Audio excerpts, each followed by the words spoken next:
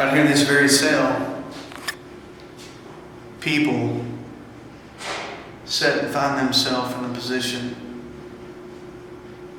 of hopelessness and nowhere to turn and nowhere to go, and even in their own demise and even in their own circumstance, whether they're guilty or not guilty, whether they have done something horrid or terrible or some gut-wrenching, unforgivable thing, or something that maybe they caught themselves up in.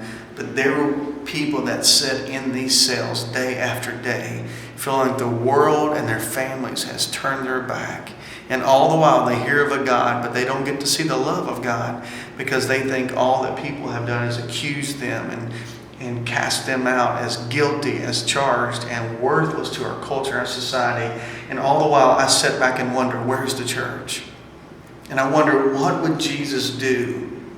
And one of the things that I realize in Matthew 25, Jesus makes it very clear that we are going to be judged on the fact of how we treated those who were incarcerated, those who were in prison, those who were sick and needy and hungry and thirsty. He said, to those that ministered to them, to those that reached out to them. Jesus said that when we did that for Him. But when we didn't do that, we didn't do that for Him. And Freedom Church, I'm just so grateful for this moment that God has allowed us to open this door to love on the people here in the Montgomery County Jail. We're not here to judge them. That's already happened. We're not here to question them. Others are doing that.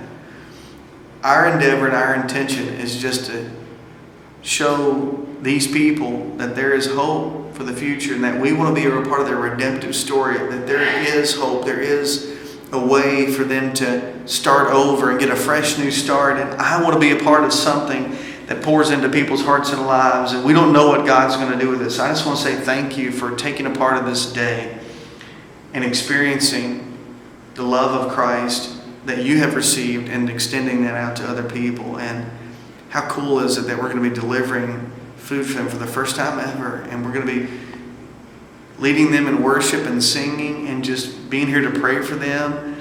And it's such a great opportunity, a great moment that we have. And I think it's so cool to be in one of the cells. Not cool to the fact that I'm making fun or lessening this opportunity, but the cool thing is that God has given us this moment, and I want to be faithful to that moment. And so I'm so thankful that you're sharing in this endeavor with us. And so I just would just want to say thank you for what you're doing. We're going to make a difference in this community. God bless. I don't know what that's going to be like. You're up in the face.